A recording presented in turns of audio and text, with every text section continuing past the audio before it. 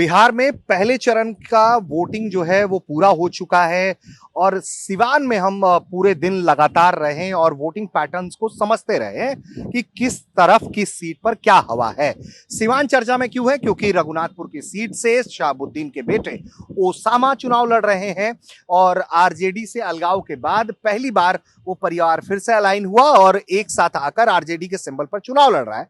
इसके अलावा सिवान सदर की सीट चर्चा में रही क्योंकि बिहार के स्वास्थ्य मंत्री पहली बार इस तरह से एमएलए का चुनाव लड़ रहे हैं और उनके सामने जो एक वरिष्ठ आरजेडी के नेता अवध बिहारी चौधरी थे जिनकी पकड़ इस क्षेत्र में बहुत मजबूत मानी जाती है। स्थानीय पत्रकार हैं, ये लोग भी दिन भर घूमते रहे हैं क्षेत्रों में, तो जरा इनसे हम समझने की कोशिश कर रहे हैं कि इनके नजर में क्या एनालिसिस है इस पूरे पहले फेज के चुनाव का। सिवान जिले को लेकर 8 सीटें आती हैं सिवान में, तो भास्कर हमारे साथ है। भास्कर, क्या एनालिसिस है? पूरे दिन घूमे आप, क्या कैलकुलेशन रहा?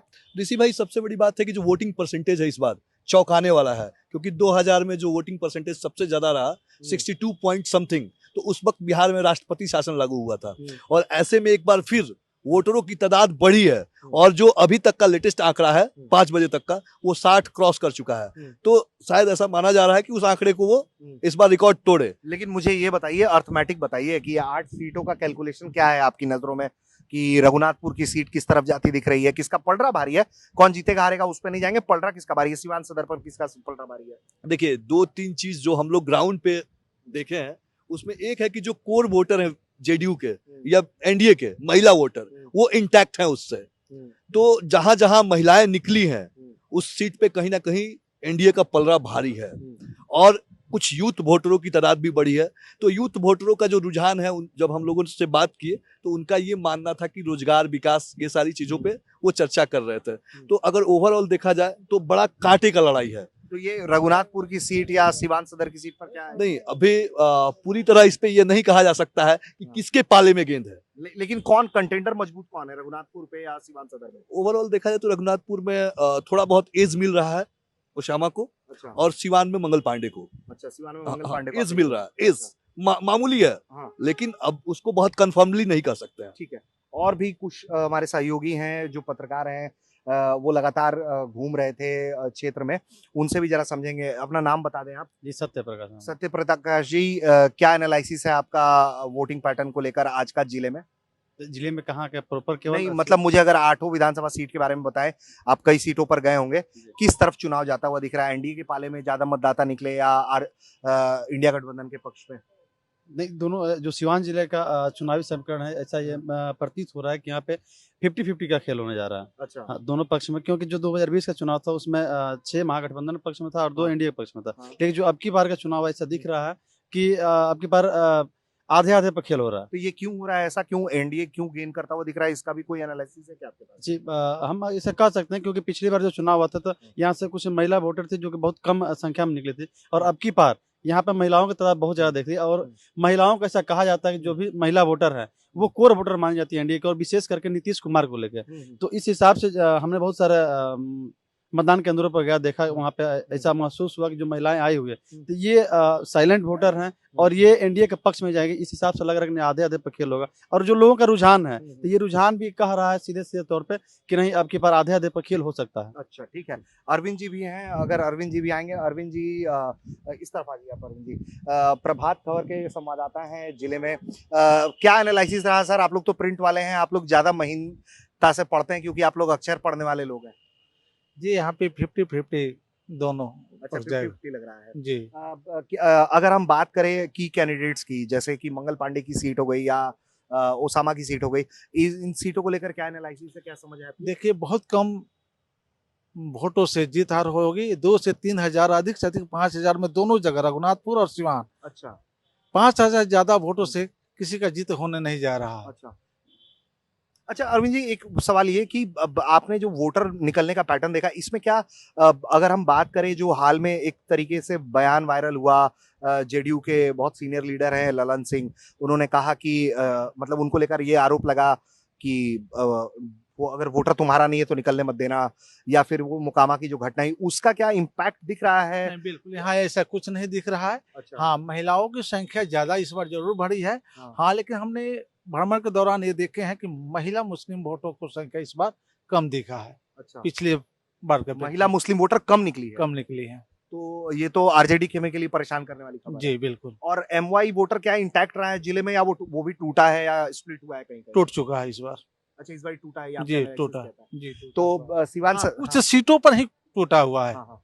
तो ये मुझे ये भी बताते चलिए आपकी किसके लिए खुशखबरी देख रहे हैं, सिवान सदर की सीट से और रघुनाथपुर की सीट से? अब ये तो हम खुलकर नहीं बता सकते हैं, फिर भी लेकिन क्या एनालिसिस वही- पड़ रहा है? वो यहाँ पे और बिहारी चौधरी और मंगल पांडे की टक्कर है, लेकिन हाँ। कम वोटों से दोनों को बीच में दोनों जीता के बीच में जो भी होगा बहुत कम वोट में कम ये वोट होगा। से होगा। अच्छा, हमारे एक और सहयोगी हैं, अपना नाम बता दीजिएगा। विकास कुमार। जी, क्षेत्र में घूमते हैं आप लोग, तो क्या एनालिसिस है आप लोगों का चुनाव को लेकर, क्या लग रहा है? बेसिक तो आज हम 2 विधानसभा घूमे थे और महाराजगंज और ये आपका गोरखपुर। अच्छा, लेकिन इसमें वोटरों की संख्या काफी पिछली बार से तो इस बार बढ़ी हुई है। लेकिन है कि सीट वहां से जो था वो हाँ। कंटिन्यू रहेगा। मतलब वो एनडीए की तरफ ही दोनों सीटें जाती हुई दिख रही हैं आपको, ऐसा हाँ लगता है? हाँ हाँ आपका एनालिसिस हाँ, और वो बहुत कम वोटों से, जैसे पिछली बार भी था कि पिछली बार एनडीए हार गई थी महाराजगंज से लमसम 1800 या 2000 हाँ, समथिंग हाँ। वोटों से। तो इस बार भी यदि जीत होता है तो लमसम उतना, मार्जिन उतना ही रहेगा। हाँ उतना ही होगा, या जीत हो या फिर हार हो, मतलब बहुत कम, 1000 1500 2000 बहुत हो गया। ठीक है, भास्कर से एक सवाल हम और लेना चाहेंगे। भास्कर, जन सुराज को लेकर अगर हम बात करें तो पीके के लिए क्या इसमें से अच्छी खबर है जिले में से, अगर कुछ निकाल के देना नहीं, देखिए जनसुराज का जो वोट है ना, वो जहां तक हम लोग जब देख रहे थे और जो चीजें मिल रही है ग्राउंड पे, उसमें 2 चीज है। जुड़ाव तो हुआ है, लेकिन उस हिसाब से नहीं हुआ है कि सीटों में तब्दील हो जाए। लेकिन हाँ, मुश्किल डालेंगे, मुश्किल डालेंगे। तो ये क्या किस तरफ का स्वर्ण वोटर जाता हुआ दिख रहा था उनकी तरफ, या ईबीसी एससी उसमें अब थोड़ा सा कास्ट पैटर्न से अलग हटके इंटेलेक्चुअल वोटर्स जो हैं वो कहीं ना कहीं मूव हो रहे हैं। अच्छा, जो इंटेलेक्चुअल वोटर, मुस्लिम भी टूटे हैं क्या? हाँ, हर कास्ट के इंटेलेक्चुअल वोटर, और खासकर यूथ वोटर जो 18 से 30 के बीच के वोटर हैं, वो कहीं ना कहीं मोबिलाइज हो रहे हैं अच्छा, ग्राउंड पे। इस पे इनकार नहीं किया जा ठीक सकता है। है। अरविंद, जनसुराज के लिए कुछ देखा आपने, इन इलाकों में कुछ रीड किया आपने क्या? देखिए, जनसुराज जो शुरुआती दौर था उनका, हाँ, जो चुनाव से 2 महीने पहले हाँ। लगा कि हाँ पूरे बिहार में सिवान के साथ साथ हाँ। अच्छा, लेकिन जैसे ही टिकट का बंटवारा हुआ, हाँ। वो तो ये घसते लोग नजर वोट आए। काट अच्छी संख्या में वोट काटेंगे क्षेत्रों में या नहीं। कम? जो साथ में रहने वाले थे, जनसुराज को जो हाँ। झंडा डोरते थे, वो भी एनडीए की तरफ झुकाव इस बार दिए हैं। अच्छा, उनका मजबूत उम्मीदवार उनको जी। नहीं मिला तो?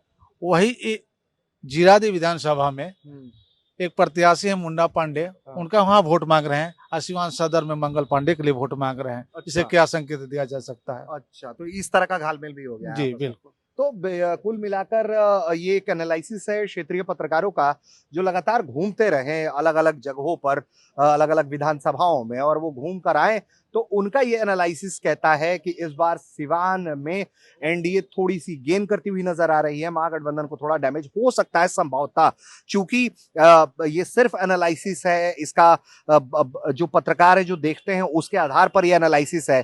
अगर कोई वोटर टूट जाता है, और जो फाइट है वो ये मान के चला जा रहा है कि क्लोज फाइट है, कहीं भी जो फैसला होगा, जो मानना है पत्रकारों का कि 5000 से ज्यादा वोटों से नहीं होगा, उसी के कम में होगा। तो इस तरह के फाइट्स बहुत क्लोज फाइट होते हैं, और फिर इंतजार जो है हमें नतीजों का ही करना पड़ता है। सिवान से ऋषिराज।